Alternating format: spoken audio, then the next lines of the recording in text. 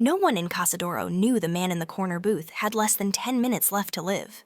The steak in front of him was perfect medium rare, glistening with butter and rosemary, expensive enough to silence a room. It would also kill him before dessert. Everyone was watching the powerful couple. No one was watching the waitress. She stood near the wine rack, quiet, forgettable, exactly where dangerous people stop looking. But when the plates were set down, she froze not from fear, but from recognition. Beneath the scent of truffle and charred fat, there was something else. Bitter, clean, wrong, cyanide. The woman about to save his life had been trained to end it. The woman sitting beside him had been sent to make sure he died. In a room filled with guns, money, and silence. The deadliest weapon was a fork, and the most dangerous person wasn't the man everyone feared, but the woman no one noticed. Casadoro was not a restaurant. It was a territory. Power did not merely dine there, it announced itself, measured itself, and reminded everyone else to keep their heads down. The chandeliers glowed softly, expensive enough to feel untouchable, while conversations moved in lowered voices, shaped by instinct rather than courtesy. People did not come to Casadoro to be seen enjoying a meal. They came to be seen belonging. That was why the room shifted the moment Lorenzo Simon walked in. It was not dramatic. No one gasped. No one stared openly. Instead, forks slowed. Glasses paused mid-air.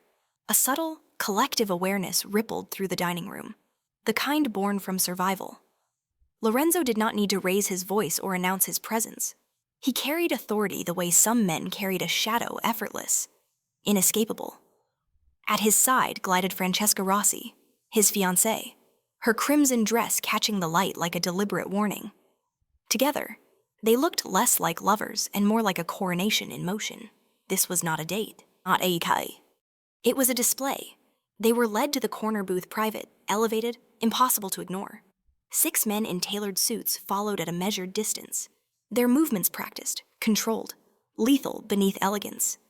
Lorenzo sat without reaching for the menu, his gaze already mapping exits, angles, reflections. Francesca settled in with a languid grace, placing her designer clutch on the table with just enough force to make the silverware tremble. She smiled, satisfied. The room belonged to them now. A few meters away, Valentina Bruno adjusted the cuff of her uniform. Black vest, white shirt, hair pulled back cleanly. Nothing remarkable. That was the point. In 3 months working at Casadoro, she had learned a truth no one ever taught you. Invisibility was not a weakness. It was armor. People spoke freely around what they did not notice. They revealed themselves when they believed no one was paying attention.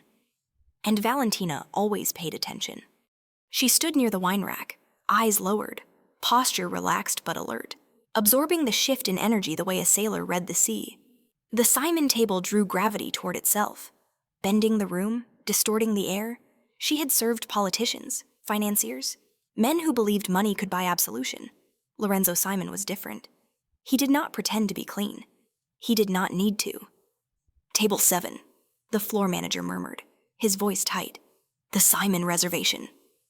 I'll take it, Valentina said quietly. He hesitated, glancing at her with a mix of relief and concern. Francesca Rossi sent the last girl home, crying. Valentina's expression did not change. I'll handle it. She moved toward the booth with steady steps, each one measured. Francesca noticed her immediately, not because Valentina was clumsy or slow, but because she wasn't. She didn't fidget, didn't avert her gaze too quickly, didn't perform nervousness. Her calm landed wrong, like a note slightly out of tune. Francesca's eyes followed her with interest. The temperature is unbearable, Francesca announced, her voice carrying just far enough to make nearby tables uncomfortable. Am I expected to dine in a freezer before the manager could rush forward? Valentina spoke. The climate is set for optimal preservation of the dishes, Miss Rossi, but I'd be happy to adjust it to your comfort. Francesca lifted her chin, assessing her slowly, cruelly, as though inspecting a flaw in a mirror. She searched for weakness, trembling hands, a quiver in the voice, a hint of apology. She found none. Instead, she found something far more interesting. Composure. I don't want adjustments, Francesca said softly. I want competence. She ordered her water with surgical precision. The brand, the glass, the number of ice cubes. She leaned back, satisfied with her own performance, then laughed lightly and glanced at Lorenzo. Where do they find these people? Lorenzo did not respond. His gaze lingered on Valentina instead. There was nothing overt in his expression, only a quiet calculation. A waitress, he thought, should not stand like that, should not meet pressure with stillness. He filed the observation away. The appetizers came and went.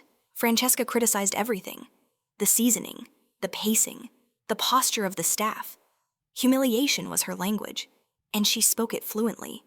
Valentina absorbed it without reaction, responding with polite efficiency, her face a neutral canvas. That, more than anything, unsettled Francesca. When the main course arrived, the steak was perfect, thick cut, precisely seared, butter melting slowly across the surface, rosemary and garlic releasing their aroma into the air, a dish designed to impress, to reassure. Francesca leaned forward, inhaled theatrically, then paused. Her lips curved. "How curious," she said. "It smells off." She nudged the plate forward with one manicured finger. "Doesn't it?" Lorenzo. He studied the meat without comment. Francesca's eyes snapped to Valentina. "You. Come here." Valentina stepped closer, stopping just within reach of the table. Francesca smiled, a predator delighted by a moment of sport. "Taste it," she said lightly. Quality control. Around them, the room held its breath. This was not a request. It was theater. A display of power meant to remind everyone who mattered and who did not. Most girls would have flushed, stammered, apologized. Some would have cried. Valentina inclined her head. Of course, she leaned in. And in that instant, everything changed. Beneath the rich scent of butter and herbs, beneath the warmth of the sear, Valentina caught something sharp and unmistakable. Bitter, clean, wrong, not food, not spice, almonds. Her pulse did not spike. Her breathing did not change. Training old, buried, unwelcome slid into place with chilling ease. Cyanide did not announce itself loudly. It whispered. And only those who had learned to listen could hear it. Valentina's gaze flicked, fast and subtle, to the second plate, identical, untouched, clean. This was not humiliation. This was an execution disguised as dinner. Her mind moved faster than fear. Francesca's next motion was predictable, a casual exchange of plates, a gesture of intimacy, a shared bite. Lorenzo would never see it coming. He trusted the woman beside him. That trust was about to kill him. Valentina straightened slowly. Her eyes met Lorenzo's for the first time. He did not understand what he was seeing, only that something in her expression had shifted. Not panic, not defiance, but certainty. The kind that came from standing on the edge of a decision that could not be undone. Francesca's hand began to move. Valentina's followed. The fork came down with precise force, pinning Francesca's wrist to the tablecloth. Not enough to shatter bone, enough to immobilize. A single drop of blood bloomed against white linen. For half a second, there was silence. Then 10 guns cleared leather in perfect unison. No one screamed. No one moved. Lorenzo raised one hand, calm as ice, and the room froze around his gesture. His eyes traveled from the fork to Francesca's wrist, then back to Valentina's face. "Explain," he said quietly. Valentina stood between the barrels of 10 guns, her voice steady. "Your steak is poisoned." Francesca laughed, sharp and brittle. "She's insane." "Test it," Valentina replied. "If I'm wrong, I'll accept whatever punishment you decide. But if I'm right..." Her gaze returned to Lorenzo, unwavering. "The woman you're about to marry just tried to kill you." The world tilted. If this story touched your heart, follow the channel to enjoy many more heart-stirring stories every week. Silence pressed down on the room like a held breath. 10 guns aimed at Valentina Bruno, their barrels steady, disciplined, waiting for a single word to justify pulling the trigger. The fork still pinned Francesca's wrist to the tablecloth, the white linen slowly blooming red beneath her skin. Francesca stared at it in disbelief first, then fury. her perfectly composed mask cracking just enough to reveal something feral underneath. Lorenzo Simon did not raise his voice. He did not stand. His hand remained lifted, fingers relaxed. The universal signal of control. He had lived long enough to know that chaos was loud, but real danger was quiet. His eyes moved once more to Valentina's face, searching for fear. He found none. What he saw instead unsettled him more than panic ever could calculation. "You have exactly 3 seconds," Lorenzo said calmly, "to explain why you're still alive." Valentina did not look at the guns. She did not look at Francesca. Her focus remained on Lorenzo, because he was the only one who mattered. "The poison is cyanide," she said. "Likely potassium-based. It was applied after cooking. Heat would have destroyed it otherwise." Francesca let out a sharp laugh. "Listen to her," she sneered.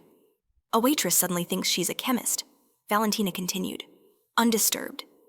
"It's on your steak, not hers. Same cut, same plating. The difference is placement. 6 inches to the left." Her eyes flicked briefly toward the second plate. "That one's clean." The bodyguards exchanged quick glances, not doubt recognition. This was not how a liar spoke. This was how someone spoke when they were already 3 steps ahead. Lorenzo leaned back slightly, studying the plates as if seeing them for the first time. "If this is a trick," he said, "it's an elaborate one." "It is," Valentina replied. "Just not mine." Francesca's voice rose, shrill with outrage. "Lorenzo, she assaulted me in front of everyone. She's trying to humiliate me, just like enough," Lorenzo said, softly. The word cut through the air like a blade. Francesca fell silent, stunned less by his tone than by the fact that it had been directed at her. Lorenzo's gaze shifted to the small white dog nestled inside a designer carrier at Francesca's feet. A living accessory. He gestured once. "Feed it." Francesca's eyes widened. "What? No. Lorenzo, you can't. Now." A guard reached down, lifting the dog gently. Another cut a small piece from the steak with a clean, precise motion. The animal ate eagerly, tail wagging, unaware. For a moment, nothing happened. Francesca smirked, vindication blooming across her face. Then the dog stiffened, its body convulsed, foam gathering at its mouth. The sound it made was small, almost pitiful, and over far too quickly. It hit the floor without ceremony, life leaving it in seconds. No one spoke. The fork slipped from Valentina's fingers, clattering softly onto the plate. She stepped back, hands visible, her breathing still measured. The guns lowered, one by one, as reality settled into the room like dust after an explosion. Francesca screamed. It was not grief, it was rage. 2 men grabbed her arms as she lunged toward Lorenzo, her heels scraping violently against the marble floor. "You believe her?" she shrieked. "You believe a nobody over me?" Lorenzo stood at last. His face had gone still in a way that promised consequences. "Take her to the cellar," he said. Carefully. As Francesca was dragged away, she twisted to look at Valentina, hatred blazing in her eyes. "This isn't over," she hissed. "You just signed your death warrant." The doors closed behind her, cutting off her screams. The restaurant, moments ago filled with whispered power and quiet intimidation, dissolved into chaos. Patrons fled without paying, chairs toppled, expensive coats were abandoned. Within minutes, Casadoro was empty, sealed by Lorenzo's men with military efficiency. Only Valentina remained. "Sit," Lorenzo said, gesturing to the chair across from him, the one Francesca had occupied moments before. Valentina hesitated only long enough to confirm that refusal was not an option. She lowered herself into the seat, spine straight, eyes forward. Her heart was beating hard now, but she kept it locked behind discipline. Survival depended on it. Lorenzo poured 2 glasses of wine from a bottle that had already been tested. He slid one toward her. "Drink." She didn't touch it. A flicker of something like approval crossed his face. He lifted his own glass, took a sip, then switched them. "Now it's safe." Valentina took the glass, but still didn't drink. "I should leave," she said. "I've caused enough damage." "You saved my life," Lorenzo replied. "That buys you more than an exit." He studied her hands, the way she held the stem of the glass without trembling. Most people would have frozen. You didn't? Most liars would have begged. You didn't? He leaned forward slightly. How does a waitress recognize cyanide on sight? Valentina met his gaze. Some smells don't forget you. That's not an answer. No, she agreed softly. It's the truth. Lorenzo's eyes narrowed. He reached across the table, taking her wrist with firm, practiced ease, turning her palm upward. His thumb traced the calluses along the edge of her hand, the faint scars hidden beneath makeup and fabric. These aren't from carrying plates, he said quietly. These are from weapons. Valentina tried to pull back. His grip tightened not painfully, but with undeniable authority. Who are you? He asked. She exhaled slowly. Lying would be easier. It would also be fatal. Someone who learned too early that hesitation gets you killed. Lorenzo released her wrist, leaning back again. The space between them felt charged now, heavy with unspoken recognition. He had spent his life surrounded by predators. He knew one when he saw it. And Francesca, he asked. What did you see in her? Valentina's gaze flicked toward the door that led to the cellar. She wasn't acting like someone afraid of losing you. She said, she was acting like someone running out of time. Lorenzo's jaw tightened. He stood, buttoning his jacket with measured calm. Then it seems, he said, that my evening is far from over. He turned toward Valentina, his expression unreadable. You're coming with me. She rose without protest. Somewhere beneath the tension, something else stirred an awareness that this moment had changed the trajectory of both their lives. Not romance. Not yet. Something colder. Something more dangerous. Trust, forged under threat of death, was a rare and volatile thing.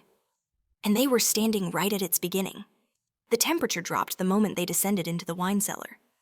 Stone walls replaced velvet and crystal, the air turning sharp with the scent of oak, dust, and old secrets. The staircase was narrow, forcing proximity. Valentina felt Lorenzo's presence just behind her, not crowding, not distant, deliberate. Every step echoed like a countdown. At the bottom, the room opened into a cavern of barrels stacked with careful symmetry. In the center sat Francesca Rossi, bound to a chair with zip ties, her crimson dress wrinkled, makeup smeared by tears she had not meant to shed. 2 guards stood flanking her, weapons holstered but ready. She lifted her head when Lorenzo entered, fury flaring bright enough to burn through fear. You're making a mistake, Francesca said, voice hoarse but venomous. Let me go. We can forget this. We always do. Lorenzo did not look at her. He crossed to a makeshift desk fashioned from a barrel draped in black cloth. A laptop glowed to life at his touch, its screen already open. He turned it so Valentina could see. Photographs, documents, timelines. 23 minutes ago, Lorenzo said. I received confirmation that Francesca Rossi died 7 months ago in Monaco. Francesca laughed, sharp and brittle. That's absurd. Lorenzo clicked once. A police report filled the screen. A burned vehicle on a mountain road, dental records, a signature from a private clinic that no longer existed. Valentina leaned closer despite herself. The woman in the photograph shared Francesca's bone structure, her hair, her posture, but the eyes were different, softer. Human? The woman I was engaged to, Lorenzo continued, voice devoid of emotion, was buried under a name she stole. He finally turned to face the chair. So tell me who you are. Silence stretched. Francesca's smile returned, slow and dangerous. Does it matter? It matters to her, Lorenzo said, glancing at Valentina. And it matters to me. Francesca's gaze slid toward Valentina, recognition sparking behind hatred. You, she murmured. I wondered when you'd show your teeth. Valentina met her stare without flinching. You chose the wrong table. Francesca's smile widened. No. I chose the wrong timing. Lorenzo folded his hands. Black widows, he said. That's what they call your organization. Assassins who don't pull triggers in alleys. They move in. They become indispensable. Lovers. Wives. Francesca inclined her head. We believe intimacy is the most efficient weapon. The admission settled heavily in the room. Who hired you? Lorenzo asked. Francesca shrugged as much as the restraints allowed. Pick one of your enemies. You have so many. Lorenzo stepped closer, invading her space. I trusted you. And that, she replied softly, was your only mistake. The words lingered, poisonous and intimate. Valentina felt the shift beside her the moment Lorenzo stopped seeing this as betrayal and began seeing it as war. A guard approached Lorenzo, whispering something into his ear. His jaw tightened almost imperceptibly. He dismissed the man with a nod, then looked back at Valentina. It seems, he said quietly, that your instincts were correct. He turned again to Francesca. Take her to the facility. I want names, contacts, everything. Use whatever methods are necessary. Francesca laughed as she was dragged to her feet, the sound echoing off stone. You won't stop them, she called over her shoulder. You already belong to them. You just don't know it yet. The door slammed shut behind her, swallowing the sound. The cellar felt emptier without her voice. Heavier. Lorenzo turned to Valentina, for the first time since they met. His expression softened not with kindness, but with something like reluctant respect. You saved my life, he said, and you exposed an enemy I didn't know was sleeping beside me. Valentina folded her arms, grounding herself. I didn't do it for you. I know, he replied. That's why it matters. He studied her again, this time without pretense. You recognized her, he said. Not just the poison. Her. Valentina hesitated. Truth pressed at the back of her throat, dangerous and sharp, and I've seen her type before, she said carefully. People who wear identities like skin, who rehearse emotions until they believe them. Like you, Lorenzo asked, not unkindly. Yes, Valentina admitted. Silence returned, thicker now. Lorenzo gestured toward a chair. Sit. She did. The stone was cold beneath her, grounding. My men pulled your file, Lorenzo said. Fast, efficient. You're good at disappearing. Her pulse spiked. I don't know what you think you found. I know your name, he interrupted. Valentina Bruno, daughter of Miguel Bruno. The air crystallized. Valentina's breath hitched once, then steadied. She had spent years outrunning that name. Hearing it spoken aloud felt like being dragged into the light. Your father trained children to become weapons, Lorenzo continued. You were his best. Was, Valentina corrected. Past tense. Lorenzo watched her closely. You disappeared the night you refused to execute a family who owed him money. She did not deny it. They've been hunting you since, he said. A bounty large enough to motivate patience. Valentina met his gaze. I'm not here to kill you. I know, Lorenzo said again. You're here because you have nowhere else to go. The truth of it burned. I have a problem, Lorenzo continued. Someone invested months to get close enough to poison my food. That kind of patience means this isn't over. He extended his hand, palm up, not a command. An offer. Work for me. Be my eyes, my early warning. Valentina stared at his hand. You're asking me to step back into a life I walked away from. I'm offering you protection from a life that won't stop chasing you. Lorenzo replied, New identity, new resources. My enemies become your shield. And if I refuse, his expression cooled. You leave, and I sell your location to the highest bidder. Brutal. Honest. Valentina looked at his hand, then at his eyes. She saw no deception there. Only calculation and something else. Trust, fragile and untested, offered under the worst possible circumstances. I have conditions, she said finally. Lorenzo's brow arched. Of course you do. No innocent blood. Valentina said. Not for me. A pause, then a nod. Agreed, Ice. She took his hand. The contact was brief, firm, dangerous. Not romantic, not yet, but binding all the same. Somewhere above them, the city moved on, unaware that a new alliance had just formed beneath its streets, one born not of affection, but of survival. And survival, Valentina knew, was only the beginning. The agreement was sealed with a handshake, but its weight lingered long after their hands separated.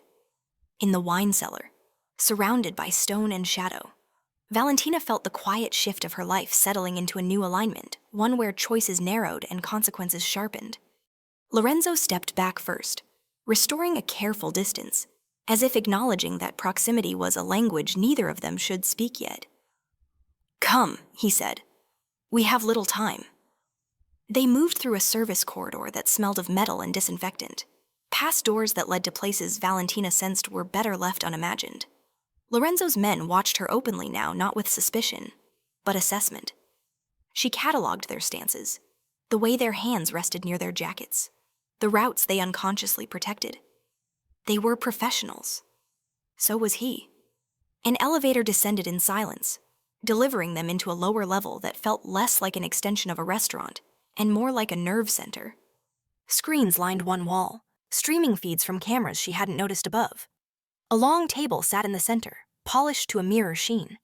Lorenzo gestured for her to sit again, then took the seat opposite her. "First rule," he said, "you don't move alone." Valentina nodded. "I didn't plan to." "Second," he continued, "you tell me what you see before you act." Her jaw tightened. "If I had waited tonight, you saved my life," Lorenzo said, not unkindly. "But instinct without coordination gets people killed. Including you." She met his gaze. There it was, the line, the boundary that would define them. "I won't hesitate when someone is about to die." "And I won't stop you," he replied, "as long as you tell me why." A guard entered, laying a slim folder on the table. Lorenzo slid it toward Valentina. Inside were photographs, grainy surveillance stills, passport images, names half redacted, black widows, not ghosts anymore. Patterns emerged as she scanned them, the elegance, the patience, the way they embedded themselves into lives like vines around stone. "They don't rush," Valentina said. "They wait for certainty." "Which means," Lorenzo replied, "they're already ahead." She closed the folder. Francesca wasn't working alone. "No," he agreed. "And if they placed one operative in my bed, they can place another anywhere." A flicker of something crossed his face, anger, perhaps, or the cold realization of vulnerability. Valentina recognized it. The moment when control revealed its limits. "Why me?" she asked. "You have an army." Lorenzo leaned back. "An army reacts. You anticipate." The room hummed softly with power and data. Valentina felt the old instincts stirring, mapping threats, tracing motives, predicting movements. It terrified her how easily it returned, how natural it felt. She pressed her fingers together, grounding herself in the present. "I won't be your assassin," she said quietly. "I don't need one," Lorenzo replied. "I need someone who can tell me when not to pull the trigger." Their eyes held. Something unspoken passed between them, respect edged with caution. Not trust yet, but a willingness to test it. A soft chime sounded. One of the screens shifted, pulling up a street view outside Casadoro. A black sedan idled too long near the curb. Valentina's attention snapped to it instantly. "That car doesn't belong," she said. Lorenzo followed her gaze. "How do you know it's clean?" she replied. "Too clean. No one waits that long without a reason." He spoke into his calm. "Check the vehicle." Moments stretched. Valentina watched the feed, counting breaths, timing movements. She felt it then, the faint pressure behind her eyes, the sense of a trap not yet sprung, not here, nearby. "Pull back," she said suddenly. "Now." The sedan rolled forward just as two more vehicles turned the corner, converging with practiced precision. Lorenzo's men moved fast, sealing exits, rerouting traffic. The ambush dissolved before it fully formed, scattering like smoke. Silence returned. Sharper than before, Lorenzo exhaled slowly. That was quick. They were testing. Valentina said, "Confirming." "Confirming what? That you survived tonight," she answered. "And that I'm still breathing." He looked at her then, truly looked, as if recalibrating the danger she represented not as a threat, but as a catalyst. "You just saved me again." "I'm doing my job," she said. A corner of his mouth lifted. Not a smile, an acknowledgement. Hours later, in a secured apartment overlooking the city, Valentina stood by the window, watching light stitch patterns across the dark. The space was minimalist, guarded, temporary, a place to sleep, not to belong. Lorenzo paused at the doorway. "You'll be moved at dawn," he said. "New name, new papers." She nodded. "And Francesca?" "She'll talk," he replied. "They always do." Valentina's reflection stared back at her from the glass, layered over the city she had tried to disappear into. "When this is over," she said. "You'll let me go?" Lorenzo considered that. "When this is over," he said, "nothing will be the same." He left her then, the door closing with a quiet finality. Alone. Valentina rested her palm against the cool window. Somewhere out there, enemies adjusted their plans. Somewhere below, allies sharpened their knives. And between them all stood a fragile agreement, one built not on affection, but on survival, and on a growing awareness neither of them could afford to ignore. Whatever came next would test the terms they had set, and break them. Dawn crept into the city without ceremony, a pale light sliding between buildings and washing the night clean of its illusions. Valentina had not slept. She stood by the window of the secured apartment, watching the slow awakening below delivery trucks, early joggers, a city pretending it had never held its breath the night before. She knew better. Cities remembered. They always did. A soft knock broke the stillness. Lorenzo entered without waiting for permission, already dressed, his presence carrying the quiet authority of someone who had spent the night making decisions that would ripple outward. He stopped when he saw her still by the window. "You should have rested," he said. "I didn't trust the quiet," Valentina replied, a faint, approving pause. "Neither do I." He crossed the room and placed a thin tablet on the table. "Your new identity," he said. "It will hold for now." Valentina glanced at the screen. A different name stared back at her. A different life.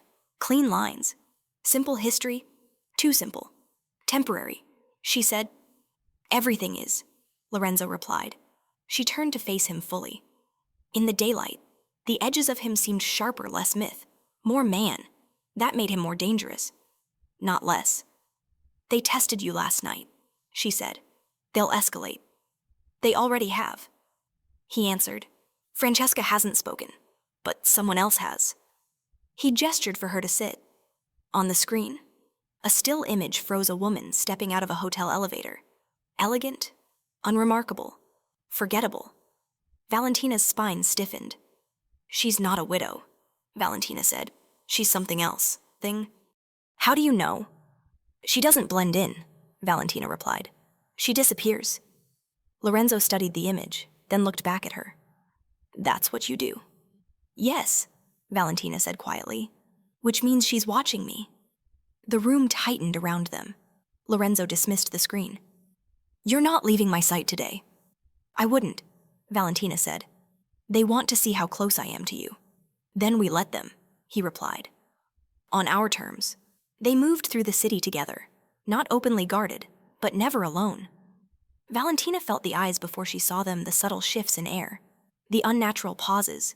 She cataloged everything, reflections in glass, movements out of sync, a woman who crossed the street twice without reason, a man who lingered too long near a cafe entrance. "They're measuring," she murmured as they entered a private gallery Lorenzo owned. "Not for you. For me." Lorenzo glanced at her. "Does that bother you?" "It worries me," she said. "Because they won't come for you yet." And when they come for you, Valentina met his gaze. "That's when you'll learn how patient they really are." Inside the gallery, the air was cool and controlled. Art lined the walls, beautiful, expensive, meaningless. A cover. Lorenzo dismissed his escort with a gesture, leaving only the two of them in the open space. Valentina tensed, instinct flaring. "You don't trust being alone with me," he observed. "I don't trust circumstances," she replied. "Or myself." That caught his attention. "Explain." She hesitated, then spoke.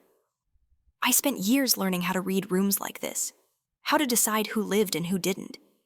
I walked away because I didn't trust what I could become if I didn't. And now," Lorenzo asked, "now I'm standing next to a man who can justify almost anything," Valentina said softly. "And I need to know where you draw your line." Lorenzo stepped closer, stopping just short of crowding her.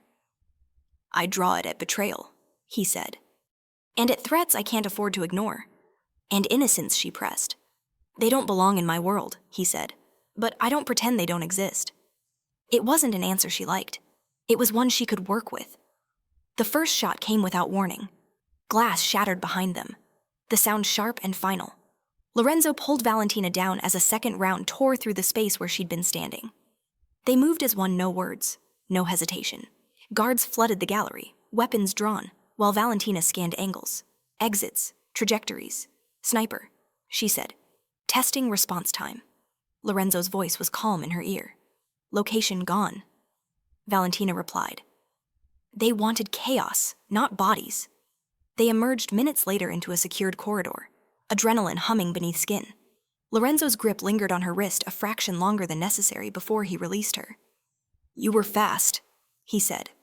So were you, she replied. Their eyes locked, something charged and dangerous threading the air between them. Not desire, not yet, but the kind of awareness that came from shared survival. From knowing exactly how the other moved under pressure. Back in the apartment, Valentina finally allowed herself to sit.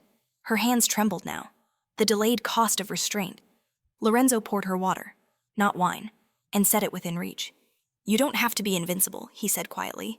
She looked up at him, surprised. You think I'm trying to be... I think you've had to be, he replied. Too long. The words landed heavier than he intended.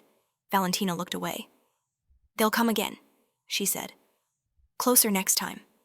I know, Lorenzo said. Which is why I need to know something. She met his gaze. When the time comes, he said, will you choose me or your way out? The question hung between them, unanswerable and unavoidable. Valentina stood, moving back toward the window as the city darkened into evening once more. I don't know yet, she said honestly. That's the risk you took. Lorenzo watched her silhouette against the fading light. Trust, he realized, wasn't built on certainty. It was built on choosing to stay when leaving was easier. And neither of them had left. Night returned with purpose, folding itself around the city in layers of shadow and intention. The apartment lights were dimmed, curtains drawn just enough to keep the skyline visible without inviting attention. Valentina sat at the small dining table, a dismantled handgun laid out in precise pieces before her. She cleaned it slowly, methodically, the way some people prayed. Lorenzo watched from across the room without interrupting, noticing how her hands no longer trembled. The calm had returned. That unsettled him more than fear would have. They won't strike again tonight, Valentina said, without looking up. Not after a miss. You're certain, Lorenzo replied. They're not reckless, she said. They want to remind us they can reach us, not yet that they will. He nodded, filing it away.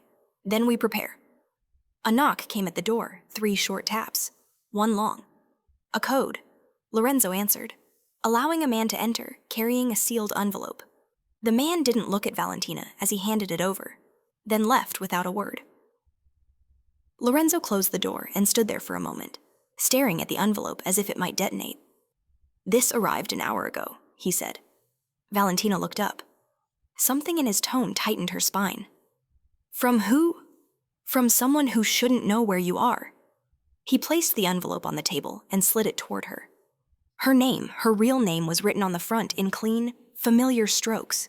Not hurried, not angry, careful. Valentina didn't open it right away. She inhaled once, slow and deep, then broke the seal. Inside was a single photograph. She stared at it, blood draining from her face. The image showed a modest house in a dusty border town, its paint peeling, its windows dark. On the back, 2 words were written. Still standing. Lorenzo watched the shift in her expression, the way the armor cracked just enough to reveal something raw beneath. You recognize it.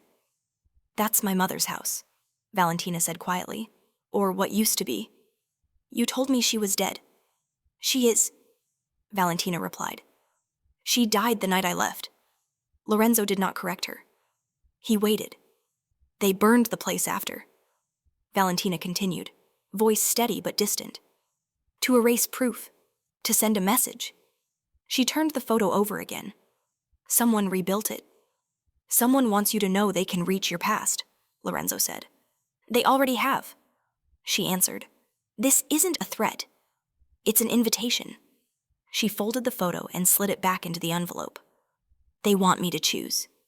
Lorenzo crossed the room, stopping a careful distance from her. Between them and me, between who I was and who I'm pretending to be. Valentina corrected. They don't care about you. Your leverage. That's not reassuring. It's strategic, she said. They don't want you dead yet. They want me to come back. To what Valentina's gaze lifted to his, something old and fierce stirring there. To finish what I started. Silence stretched. Outside, sirens wailed distantly, a reminder that other lives moved on without knowing how close they came to fracture. You won't go, Lorenzo said. It wasn't a command. It was an assessment. No, Valentina agreed. But I won't pretend this ends without blood. Lorenzo exhaled slowly. Then we changed the terms. He gestured toward the screens lining the far wall. One flickered to life, displaying maps, call logs, financial trails. We trace the invitation, he said. We find who sent it. And we cut the line. Valentina studied the data. Mind already working, patterns snapping into focus. They used a courier network, she said. Old routes. Off the books. They wanted me to notice. Can you follow it? Yes, she said. But not from here. Where they think I'll feel safe enough to be careless. Lorenzo's brow furrowed. You won't be alone. She shook her head. If you come, they'll abort. This is for me. His jaw tightened. I don't like that. I didn't ask you to. They stood there, tension coiled between them like a held note. Lorenzo was used to controlling outcomes. Valentina represented a variable he couldn't command, only trust. The realization irritated him. It also intrigued him. I'll give you 12 hours, he said finally. You check the house. You don't engage. My people will be close. Valentina nodded. That's generous. That's strategic, he corrected. You're more useful alive. She almost smiled. Hours later, as Valentina prepared to leave, Lorenzo stopped her at the door. There's something you should know, he said. Francesca talked. Valentina's expression hardened. About what? About you, Lorenzo replied. She knew your name before tonight. She knew your father. She knew you'd surface eventually. A cold clarity settled over Valentina. They planned this, she said. From the beginning. Yes, Lorenzo agreed. And they expected you to come to me. She met his gaze. Then we're already playing their game. Only if we follow their rules, he said. Valentina stepped closer, close enough to feel the heat of him, the restraint. Then don't mistake me for a pawn, she said softly. I don't belong to them. Or to you. Lorenzo's eyes darkened, something unreadable passing through them. I don't want to own you. Good, she replied, because I don't come back from that. She turned to leave, pausing only once. When this is over, she said, you'll have to decide what kind of man you are without enemies forcing your hand. And you? Lorenzo asked. Valentina glanced back, the city lights reflecting in her eyes like distant fires. I'll have to decide if survival is still enough. The door closed behind her, leaving Lorenzo alone with the quiet and the knowledge that some ghosts didn't stay buried, not because they couldn't be destroyed, but because they demanded to be faced. The border town greeted Valentina with dust and silence, the kind that settled into the bones and refused to be shaken loose. She arrived just before dawn, when the sky hovered between gray and promise, when memories felt closest to the surface. The house stood exactly as it had in the photograph, fresh paint pretending at renewal, windows dark, porch light off, still standing, still waiting. Valentina parked 2 streets away and approached on foot, counting steps, measuring shadows. She felt it immediately, the pressure behind her eyes, the faint displacement of air that meant she wasn't alone. They were close, close enough to watch her breathe. She let them. Fear would have been a tell. Nostalgia was the better mask. The door was unlocked. Inside, the air smelled faintly of soap and old wood. The furniture was sparse, staged, as if someone had tried to reconstruct a life from fragments and failed. On the wall, a framed photograph caught her attention, her mother, younger than Valentina remembered, smiling into a son she no longer trusted. Valentina's throat tightened. They knew exactly where to cut. Don't touch anything, a voice said softly from the kitchen. Valentina turned, slow and careful. The woman who stepped into view was unremarkable by design, brown hair pulled back, jeans, a plain jacket, no weapon visible, no rush in her movements, a professional. "You came alone," the woman said. That was smart. Valentina tilted her head. "You rebuilt the house. We rebuilt the message," the woman replied. "The house is incidental. Everything is incidental to you," Valentina said. "People included?" The woman smiled without warmth. "You say that like it's an insult." They regarded each other in silence, a mirror held up between past and present. Valentina recognized the cadence, the patience. This wasn't a widow. This was a handler. "You could have killed me," Valentina said. "Any night, any street." "Yes," the woman agreed. "But then you wouldn't be here." Valentina's gaze flicked briefly to the corners, the doorways. She counted 3 presences, maybe 4. "What do you want?" "To bring you home," the woman said. "You walked away unfinished." "I walked away because you wanted me to kill a family," Valentina replied. "A child." The handler's expression tightened. "Just a fraction. We wanted you to complete an assignment. You wanted obedience. We wanted certainty," the woman corrected. "You were our certainty," Valentina laughed softly. "You trained me to see traps. This house is one." "Yes," the handler said. "And you still walked in, because I needed to know who sent the invitation," Valentina replied. "Now I do." The handler stepped closer. "You don't belong with him," she said. "You never did. He's using you." Valentina's pulse quickened, not from fear but from anger. "You don't get to warn me about exploitation. We get to remind you who you are." "No," Valentina said, voice steady. "You get to remind me who I refuse to become." A sound cut through the room, a sharp crack, too controlled to be an accident. The handler froze. Another crack followed, closer this time, splintering the window frame. Valentina moved instantly, dragging the handler down as glass exploded inward. Gunfire erupted outside, precise and contained. Not chaos, not an ambush. A message. "You brought him," the handler hissed. Valentina didn't answer. She didn't need to. She felt Lorenzo's presence the way she always did, indirect, decisive, closing angles she hadn't even marked yet. She had told him not to come. She had underestimated him. Smoke drifted through the shattered window. Shouts followed, orders snapped, boots pounding. The handler twisted free, reaching for something beneath her jacket. Valentina caught her wrist, pain blooming as muscle met muscle. They grappled briefly, a violent, intimate dance of training mirrored against training. "You could still walk away," the handler said through clenched teeth. "They'll never let you rest." Valentina tightened her grip. "Neither will you." She disarmed the woman with a swift motion, pinning her against the wall. Outside, the noise receded. Lorenzo's men had secured the perimeter. Lorenzo entered moments later, weapon lowered but ready. His eyes flicked over the room, taking in the damage. The woman restrained, the photograph on the wall. Something dark passed through his expression when he saw Valentina's hand shaking, not with fear, but with restraint pushed too far. "This was a mistake," the handler said coolly. "You've accelerated things."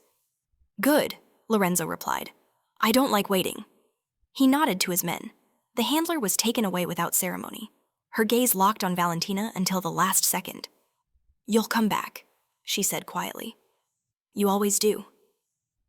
The house fell silent again, broken only by the wind through shattered glass. Valentina sank onto a chair, the adrenaline draining fast, leaving a hollow ache behind. Lorenzo approached, stopping just short of touching her. "You're bleeding," he said. She glanced down. A thin line of red traced her forearm. "It's nothing. It never is," he replied. He tore a strip from his shirt with practiced ease and wrapped it gently around her arm.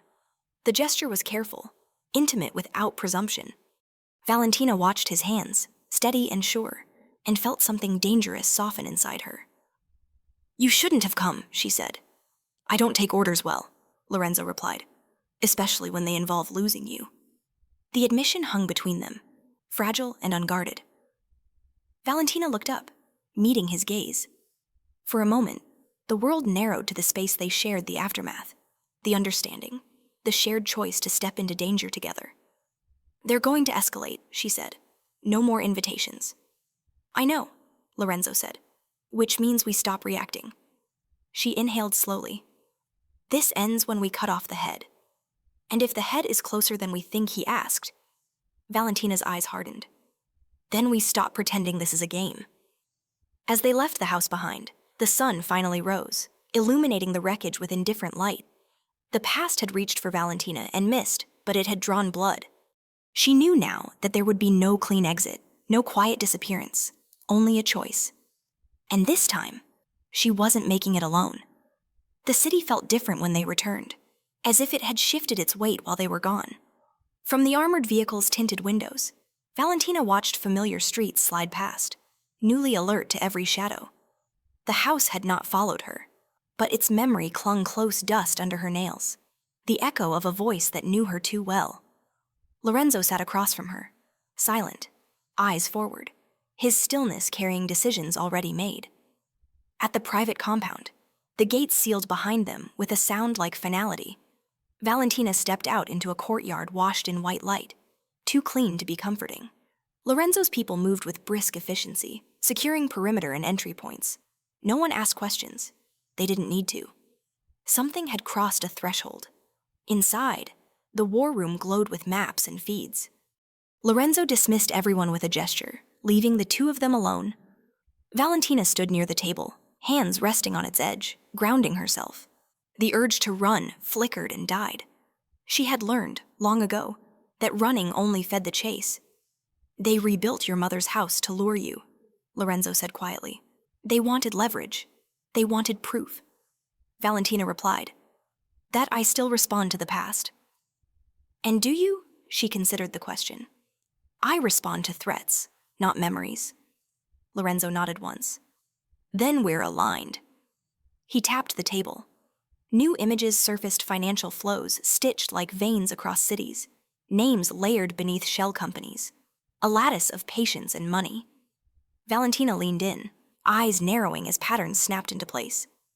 "They're not a single organization," she said. "They're a consortium. Handlers, financiers, logistics. Widows were the blade. These people are the hand." "And the head?" Lorenzo asked. Valentina exhaled slowly. "Protected, distant, someone who never appears twice in the same role." Lorenzo's mouth tightened. "Someone who believes distance equals safety." She met his gaze. "It does. Until it doesn't." A beat passed, heavy with implication. Lorenzo shifted the display to a timeline. "They'll retaliate for the house," he said. "Publicly or privately?" "Privately," Valentina replied without hesitation. "They want me intact." "Then we change the equation," Lorenzo said. "We put you where they don't expect." "Visible," she said. "Vulnerable. Untouchable," he countered. "If we do it right," Valentina straightened. "You're suggesting a decoy." "I'm suggesting a line," Lorenzo said. "One we draw together." The word together settled between them, neither accidental nor casual. Valentina felt its weight. "If we do this," she said, "they'll test your restraint." "They already have," Lorenzo replied. "Now they'll test yours." They planned in silence, the kind that came from shared competence. A public appearance at a charity gala, a place where violence hid behind tuxedos and smiles. Valentina would attend at Lorenzo's side, visible enough to draw eyes, shielded enough to survive the scrutiny, not as a bodyguard, not as a weapon, as presence. "You don't belong on my arm," Lorenzo said carefully. "Not like that." Valentina's lips curved faintly. "I don't belong to anyone's arm." "Then stand beside me," he corrected. She nodded. "Rules?" "Always," he said. "No innocent blood." She began. "Never," Lorenzo replied. "No surprises without warning." "Agreed. No ownership." She finished. Lorenzo held her gaze. "I don't want ownership." "Good," she said, "because I don't come back from that." The night of the gala arrived wrapped in silk and security. Valentina wore a dress cut for movement disguised as elegance, its lines precise, its color subdued. She felt the eyes on her as soon as she stepped into the room, the quick assessments, the whispers. Lorenzo offered his arm without ceremony. She took it without pretense. Music drifted. Glasses clinked. Power preened. Valentina scanned the room. Cataloging tells a man who smiled too late, a woman who never sipped her drink, a server whose steps counted beats. She felt the pull, the pressure attention tightening like a net. There, she murmured, barely moving her lips. Lorenzo followed her focus. 2 o'clock. They're not here to kill, Valentina said. They're here to measure. Let them, Lorenzo replied. They moved through the room with deliberate grace. When a hand brushed Valentina's back, a fraction too familiar, she stilled, breath steady. Lorenzo's hand tightened at her waist. Not possessive, protective. The contact sent a current through her she didn't acknowledge, couldn't afford. A donor approached, smiling too wide. Mr. Simon? He said. And you must be, Valentina met his eyes. Someone who notices. The smile faltered. A tell. She filed it away. On the balcony, city lights stretched like a promise. Valentina leaned on the rail, pretending at ease. They're closer than I thought, she said. Lorenzo stood beside her, close enough to block the wind. So am I. She turned to face him. The moment lingered dangerously quiet. If they force a choice, she said, I won't sacrifice you to save myself. I wouldn't let you, Lorenzo replied. That wasn't reassurance, she said softly. It was honesty. He answered. The balcony doors opened. A woman approached, graceful, familiar in the way danger often was. Valentina recognized the cadence immediately, the handler's calm wearing a new face. You look well, the woman said to Valentina. Safer.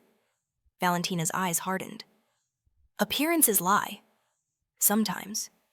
The woman conceded. Sometimes they instruct. Lorenzo stepped forward.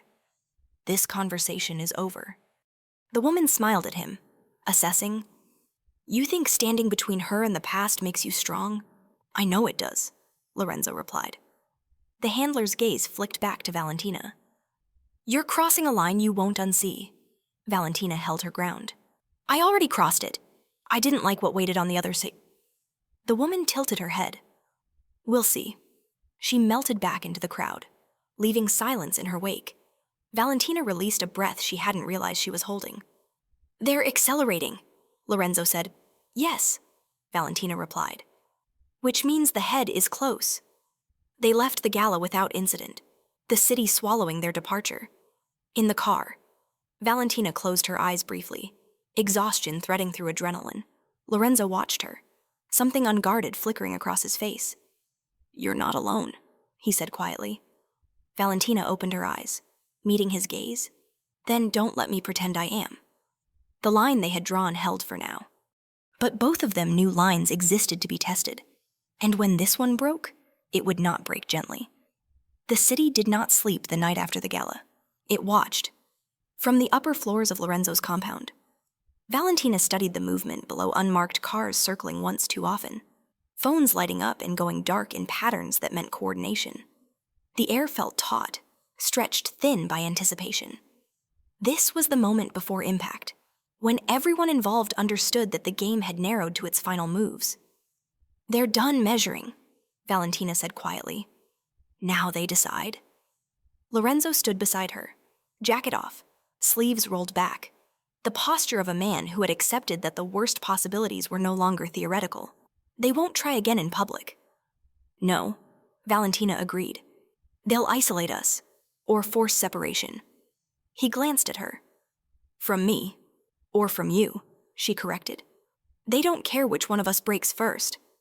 A guard entered without knocking, urgency restrained but evident. Lorenzo listened, jaw tightening with each word, then dismissed the man with a nod.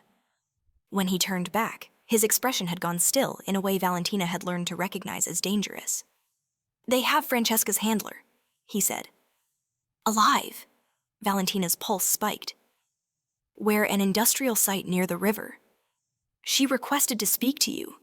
That's a trap, Valentina said instantly.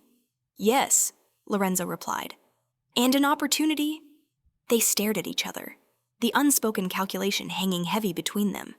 This was the head, or close enough. If they cut it now, the chase could end. If they missed, it would become relentless. "I'll go," Valentina said. "You won't go alone," Lorenzo replied. She shook her head. "If you're there, they'll shift targets. This is about me." "And if they kill you?" he asked, the question low and sharp. Valentina met his gaze without flinching. "Then you burn everything down." The honesty of it struck deeper than any argument. Lorenzo turned away first, pacing once, then stopping. "You always put yourself where the blade falls," he said. "I put myself where it stops," Valentina answered. Silence pressed in, intimate and heavy. Lorenzo stepped closer, close enough that she could feel the heat of him, the restraint. "If you walk into that place," he said, "there's no version of this where I don't follow." Valentina's voice softened.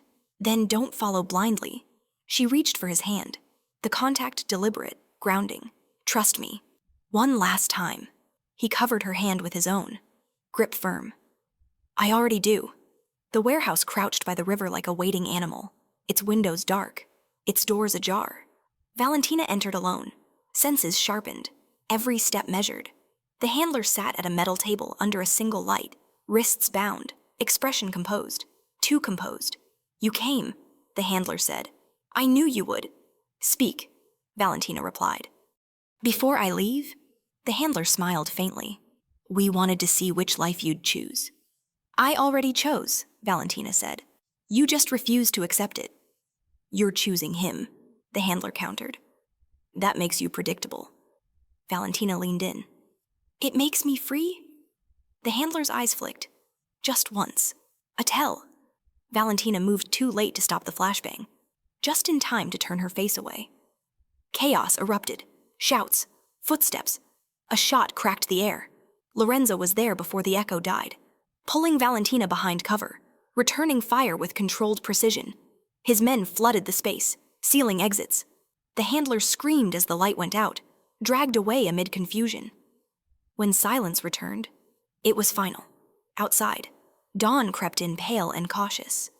Valentina sat on the curb, breath finally unsteady, the adrenaline ebbing. Lorenzo knelt in front of her, checking for injuries with careful hands. "You didn't follow blindly," she said softly. "I followed you," he replied. Their eyes held, the world narrowing to the space between them. For the first time, Valentina let herself feel the weight of what she had almost lost and what she hadn't known she was allowed to want. "I can't keep living like this," she said, "always watching exits, always waiting for the next threat." Lorenzo's voice was quiet. "Neither can I." She swallowed. "When this ends, I don't know who I am without running." He considered her, then reached up, brushing a thumb lightly against her cheek, a touch that asked permission. She didn't pull away. "Then we figure it out," he said. Slowly. Together. Without ghosts deciding for us. The simplicity of it undid her. Valentina leaned forward, resting her forehead against his, a fragile truce between fear and hope. "This doesn't make us safe," she whispered. "No," Lorenzo agreed. "But it makes us honest." Behind them, the river moved on, indifferent and constant. The handler was gone. The network fractured. The chase, for the first time, felt like it might truly end. Valentina closed her eyes, breathing him in, letting the moment exist without anticipation or calculation. Tomorrow would demand reckoning. Tomorrow would demand choices. But for now, on the edge of dawn, she allowed herself to believe that survival could become something more, and that the ending she'd never planned for might be waiting just ahead. Morning arrived without alarms or gunfire. It slipped into the city softly, as if testing whether it was allowed to stay. Valentina woke to the sound of breath that was not her own, steady and unguarded beside her. For a moment she didn't move. Habit warned her to catalog exits, to read the room for danger. Instead, she listened to the quiet, to the city beginning again, to the simple fact that she was still here. Lorenzo was awake, watching the light move across the ceiling. He didn't reach for a weapon. He didn't reach for her. He let the moment exist. That, more than any promise, felt like peace. "They're gone," he said softly. answering the question she hadn't asked. The network is fractured. The handlers disappeared overnight. The money dried up. Valentina exhaled, slow and careful. They won't come back. No, Lorenzo agreed. They don't survive exposure. She turned toward him. In the pale light, he looked different, less carved from threat. More human, not weaker, just unarmored. And you, she asked, what happens to your world? He considered it. It keeps moving, but it doesn't get to decide everything anymore. They lay there a while longer, the quiet stretching without strain. Valentina noticed how her body felt tired. Yes, but not braced. The constant hum beneath her skin had softened. She could still feel danger if she needed to. She just didn't need to. Later, on a terrace overlooking the river, Valentina stood with a mug warming her hands. The water moved the way it always had, indifferent and faithful. Lorenzo joined her, resting his forearms on the rail. You don't have to stay, he said, not looking at her. You never did. I know, she replied. I can make a life that doesn't touch mine, he continued. A clean one. No shadows. Valentina smiled faintly. You don't do clean. No, he said. But I do honest. She turned to face him fully. If I stay, it won't be because you protect me. I wouldn't ask that, he replied. And it won't be because I need you to save me. His mouth curved, just slightly. I'd be offended if it were. She reached out, placing her hand over his on the rail. The contact was simple, unguarded. I'll stay, she said, if we choose each other without leverage, without debts. He covered her hand, warm and steady. I choose you, he said, without conditions. They didn't kiss, not yet. The choice mattered more than the gesture. Weeks passed. The city learned a new rhythm. Valentina learned to walk streets without counting reflections. She took classes she'd never allowed herself to want languages for pleasure, not escape. She cooked meals that didn't taste like rations. At night, she slept without rehearsing the morning.